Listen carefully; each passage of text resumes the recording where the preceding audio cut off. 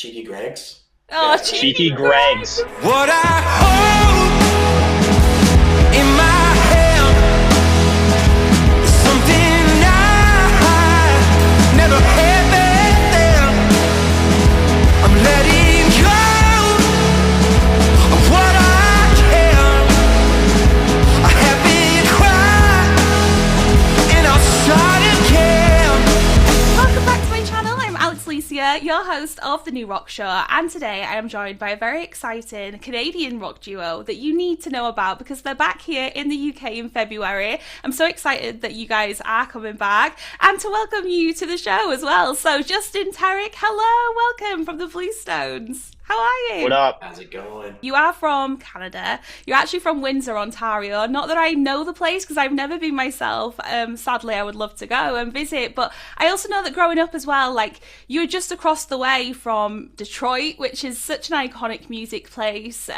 So many bands come out of that place as well. And I can imagine growing up around that environment for yourselves, like it must have influenced you quite a lot. But I was just curious as to whether both of you growing up around that, did you always kind of know music would be a part of your lives, or is it just a bit of a surprise to you that we're here now today talking about the band? Yeah, I mean, yeah, I had always been drawn to music from a younger age, and started playing drums when I was about 12. And then from that point, I was just always in bands and playing. So I figured, I would always play music. I didn't necessarily know it would be like professionally and at this level. And so it's always surprising, like especially the draw that we have in Europe is huge, and that's amazing.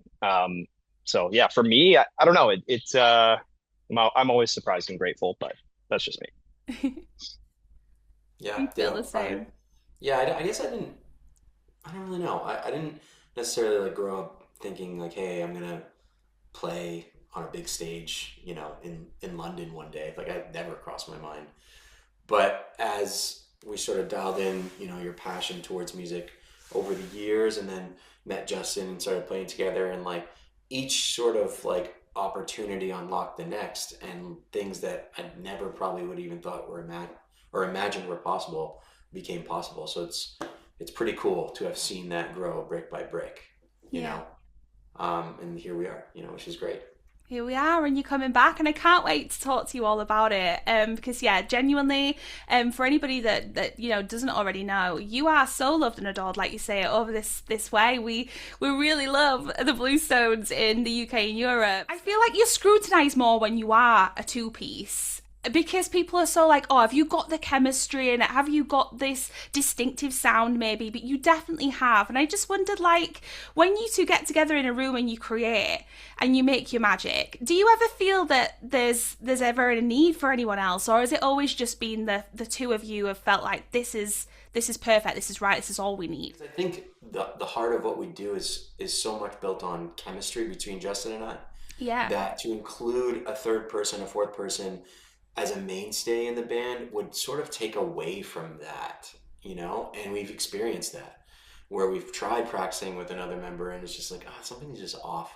So we've always said we're not opposed to more band members on stage. It's just more so like, I think it would just be Justin and I as the focus, because I just feel like that chemistry that I mentioned is just so important to who we are as a band, like our identity, both as like a live band and a recording band. So it works. It has worked, and it continues to work. So there's no reason to sort of change up the formula. Yeah, don't broke it if it's not, or don't fix it if it's not broke yeah. For sure. I think you guys are so cool. Like I say, you're so heavy and you're so loud in sound considering there's just the two of you, and I really don't think anything else is needed. But bands that are just a two-piece are sometimes like looked at like, oh, what do you do live? How would you make it so like loud? Do you know what I mean? I feel like you get that more. But do you find that there's also some kind of creative freedom for you to individually as musicians as well, because you can like beef out the sound more, so you get to experiment more with maybe like cool fills and things that maybe you couldn't do if you were a 4/5 piece, do you find more freedom in that? Yeah, I mean, specifically for me, and I've thought about this before, is like if we were a 5 or 6 piece band, I would probably take more of a back seat and not be as much of a showman, because you want to play as a drummer, you always want to play to like what the music needs. And the fact that there is just two of us, I think I at least feel on stage, there's a lot more pressure on me to like sort of supplement the entertainment side of the show, in a way that wouldn't really be the case if there was more band members that were like on stage. Sometimes that's a good thing because it's like, oh, cool, I get to have more of a leading role. But then sometimes I'm like, fuck, I gotta like fill this, like I now have a job to do, versus some other drummers just stay in the pocket and kind of sit back. So yeah, at least for me, I kind of feel that way for sure. And then I feel like Tarek on the songwriting side, it's like, Tarek's writing the songs. We're not dealing with too many cooks in the kitchen. Yeah, it's nice. We can open up, like, it's always starts with Justin and I, and we sort of open up that songwriting window or door to whomever is working with us, like our producer Paul, or really any other like collaborator in the room. Like, we can choose who gets access to that part, whereas at its core it's just myself and Justin, which I think I like. And it's worked, and we don't really see any reason to sort of like switch that up. No, for sure. No, it does work so well. I think what you guys are doing is just incredible. I know, like, Haley was sending me some of your recent stuff, and I listened to your album, Metro. I want to talk to you about that album as well, because I've noticed, like, when I was listening to that album, then I heard some of the singles from, your previous records, like, you definitely have gone a bit darker with this one and heavier. And, of course, in 2025, it was all about Metro, because that's when it got released. But you also independently released this album too, didn't you? Like, on your own label, which I just want to say to you, the fact that you did that and you had a vision and you managed to make that happen, like, congratulations to you both, because that's not an easy task. It's quite difficult and can bring challenges along the way as well as, really proud moments too. But what were some of the challenges in independently releasing this particular record? Like, how was it, working on this one? I mean, a big one was probably, everything. You're responsible for everything as far as like, your marketing, and if you want to sort of hire any specific teams to push the album, that's all on your time and your dime. So we effectively became not only the creative heads of this album, but sort of like the business heads of this album as well. So that was a little bit challenging in terms of budgeting correctly and making sure we didn't spend too much money on one thing versus the other, because it's amazing if you can make a great album that sounds great and you're artistically fulfilled, but it doesn't really mean anything if nobody gets to listen to it. So we had to make sure that we played our cards right in that respect.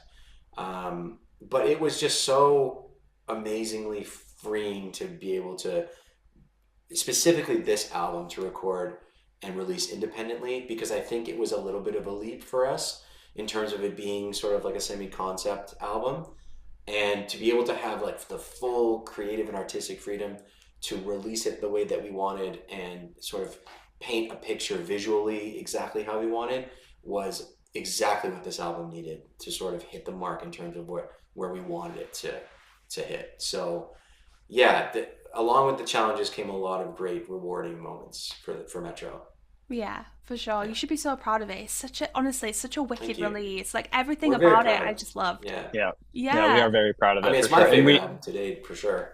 Oh yeah, me too. Yeah. And we actually got some really good news today. We just got nominated for the Juno Award for Rock Album of the Year in Canada. Junos are kind of like our like Grammys, essentially. It's like our national Grammy. So that was awesome to wake up to this morning. Yeah. Wow. Is that the second time this has happened for you with them? Because didn't you get Breakout nomination as well one time? So this will be the fourth, actually. The fourth. Congratulations, guys. Yeah, That's thank so you. Cool. Yeah, we got three rock album nominations and then Breakout. Yeah, as well. So. Wow. Oh my gosh, how do you feel when you get that kind of feedback and reaction? Because that's just like, great. It's not necessarily what you're doing it for. You're not there for like all the accolades and that, but when they come, it's got to feel like super special and so worth it in the end. You know? We've always said, again, we don't write albums to be nominated. It's just such a process, and it's not really a game that you can like choose to win, essentially. But when it happens, it's definitely very like it's like a reinforcement of like, okay, we're doing the right thing here. And especially when you're not trying to do that. right? And so especially this album, we just went in like we're just going to get back to writing songs we like to hear, and we're not going to try and like, craft a single in a lab. We're Mm. just going to write cool shit, and if people like it, awesome. And then that's what happened. So it's like, okay, yeah, we trust our gut, and it's great. Yeah. Do you find that kind of process in itself quite scary, or do you find it freeing, cathartic? What is it like? 'Cause I know, Tarek, like, you're the songwriter in this situation, and you lay a lot of yourself, you bare your soul in songs, don't you? And I'm just curious for you as a songwriter, what is that? What is that actually like? Yeah, I think it's actually really fulfilling to release a song and then have people react to it in a way which, Justin and I both skim through our DMs and our emails, right? Every once in a while. And like to have somebody sort of acknowledge the exact feeling that you were feeling when you wrote the song, as if to say like it's connected in the right way, that's a really cool feeling. And I Yeah. think it's worth kind of going out on a ledge and being very open and truthful about what you're writing down, when it comes to lyrics. So yeah, I don't think I necessarily get scared, and also it's a very comfortable, like, Justin and I have been friends for, I mean, how long now, Tess? Like 16 years, I want to say more. Yeah. Yeah. Like I Well, can, yeah, man. I mean, we've been in basically the band for 16 years. We've been yeah, it's friends, crazy to think that. Wow. for like 22 years. Yeah. Yeah. So, and I'm just so comfortable around Justin that I can share these very deeply personal and intimate ideas Hmm. without feeling like, oh, I can't really talk about this. And because it's that sort of nurturing environment, it's much easier for something like a really good idea and a really heartfelt idea to make it from up here onto a song. So I think a mixture of that plus the fan reaction of being like, yes, I know what you're saying and I feel the same way. It makes it a lot easier for me to go there, if that makes any sense. Yeah, of course. Yeah, and I do can recognize for sure it's probably tough for a lot of artists, to like bear their like true experiences or feelings in songs. And it's definitely like, you'll have people like in our close personal friends or network be like, oh, like I didn't realize you were talking about that. And Mm. you're kind of like, yeah, like tongue in cheek acknowledging it. But yeah, it's really cool. It's a rewarding feeling for sure. Yeah, I guess I never really think of it like that as well. That, yeah, the people closest to you in your life that may have influenced something that you write or Yeah, talk no. about. You're like, that's quite like, how do you Yeah. even like, begin to go, oh yeah, sorry, that's about you, or you would know that's about you, or whatever. It's pretty, Hmm. yeah, it's pretty. I think that's pretty scary. But hats off to both of you because you're doing it and you're doing it so well, and you should be so proud. But obviously, everyone can come and see you on the road. UK, you're February, you're touring all of Feb, and strangers to touring. But like, what is in store for any lucky peeps that happen to be at the shows? What can they expect from the Bluestones this time around? Yeah. The show's definitely different than the last time in that, we felt like because Metro was kind of designed to be like a cinematic experience, we told a lot of people that this album is almost more influenced by like movies and shows and stories than it is by music in a lot of ways. That we wanted this show to feel like a journey, and so it's a lot more orchestrated, I'll say, than the previous shows. And yeah, I think people are in for a good ride for sure. Definitely. Yeah, I'm so excited to bring this to the UK and to Europe. Yeah, It's yeah. it's I mean, the such crowds a over the yeah, crowds in UK and Europe are like yeah. they're the best crowds we've ever played to, always. So Easily.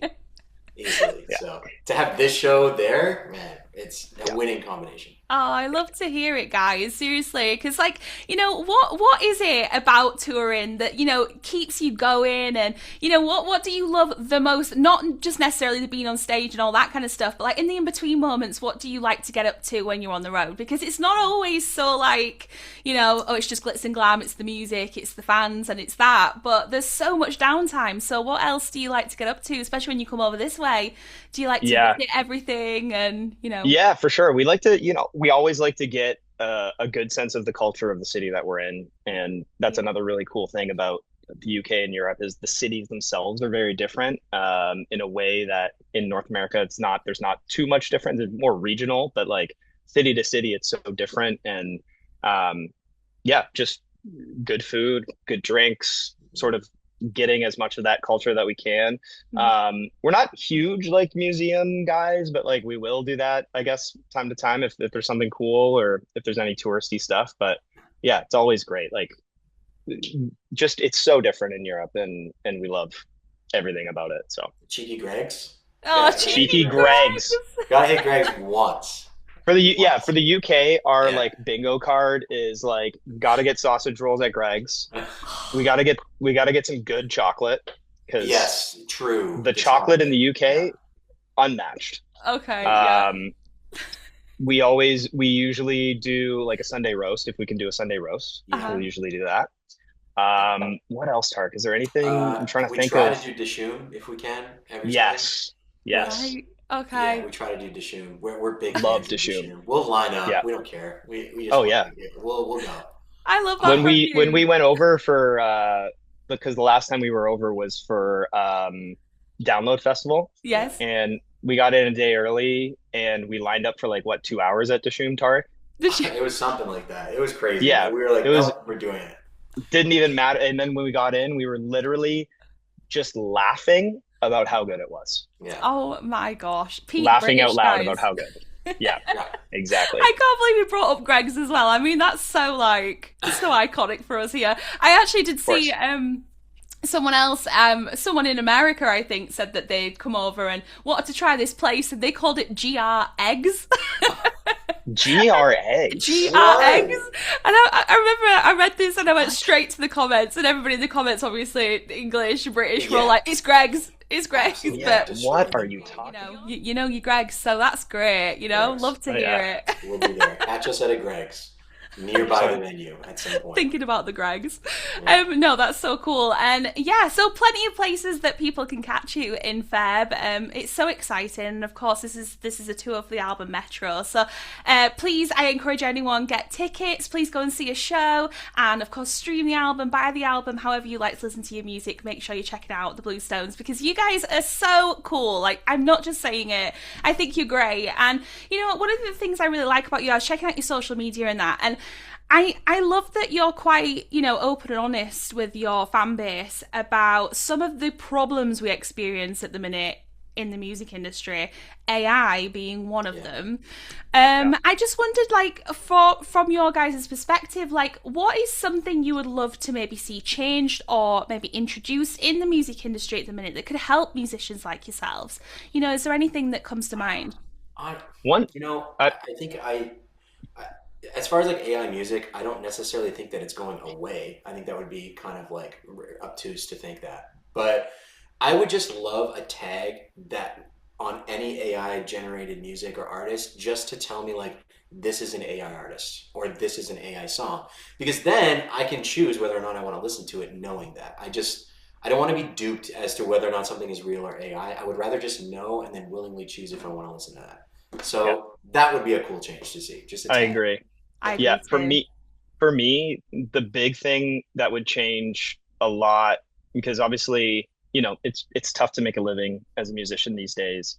Mm-hmm. I think the big thing that would change, which some newer streaming platforms have sort of pitched this, but if I pay for Spotify, it's $15 a month or whatever.